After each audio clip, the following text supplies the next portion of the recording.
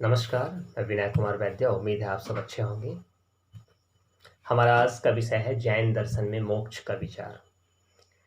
जैन दर्शन भी अन्य भारतीय दर्शनों की तरह मोक्ष को जीवन का चरम लक्ष्य मानता है। यहाँ भी मोक्ष को जीवन का चरम लक्ष्य माना गया है। मोक्ष बंधन का प्रतिलोम है, बंधन के विपरीत है।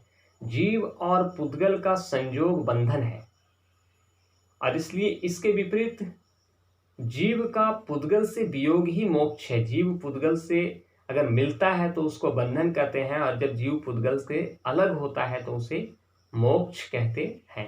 और इसलिए कहते हैं कि मोक्षावस्था में जीव का पुद्गल से पृथक्करण हो जाता है, दोनों अलग अलग हो जाता है। बंधन का कारण पुद्गल के कणों का जीव की ओर प्रवाहित होना है।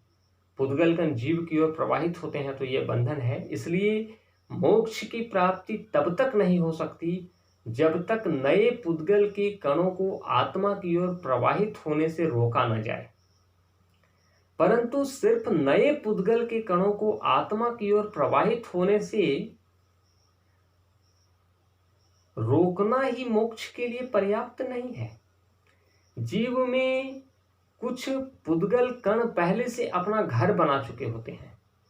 ऐसे पुद्गल कणों का उन्मूलन भी परिमावश्यक है। ऐसे पुद्गल कणों का बाहर करना भी आवश्यक है।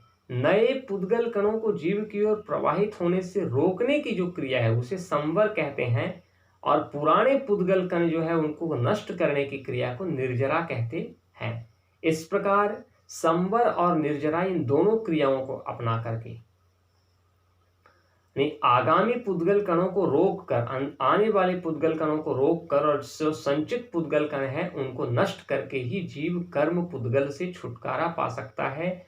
और कर्म पुद्गल से मुक्त हो जाने पर जीव वस्तुतः मुक्त हो जाता है, मोक्ष को अंगीकार कर लेता है। जैनों के अनुसार बंधन का मूल कारण क्रोध, लोभ, माया और मान है।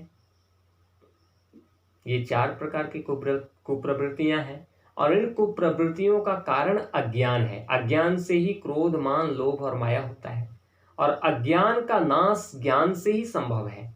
इसलिए जैन दर्शन में मोक्ष के लिए सम्यक ज्ञान को आवश्यक माना गया है, और सम्यक ज्ञान की प्राप्ति पथ प्रदर्शक के प्रति श्रद्धा और विश्वास से ही संभव है।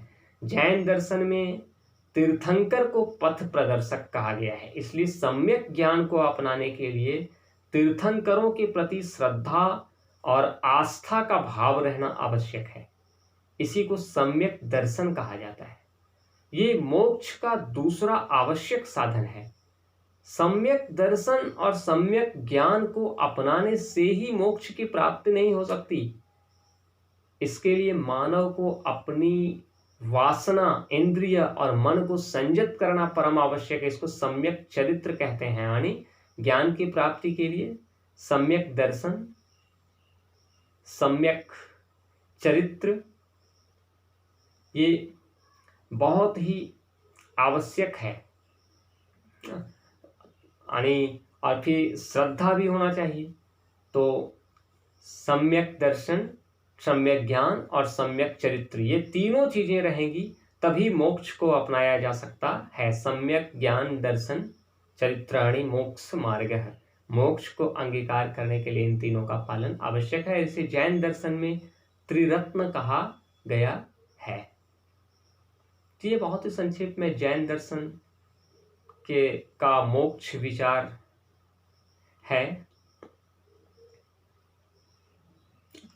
हम इसके आगे कभी जैन दर्शन के इन त्रिरत्नों पर और इसके मोक्ष विचार पर ही भी विस्तार से चर्चा करेंगे। आज के लिए इतना ही। हम फिर मिलेंगे एक नए विषय के साथ। तब तक के लिए धन्यवाद।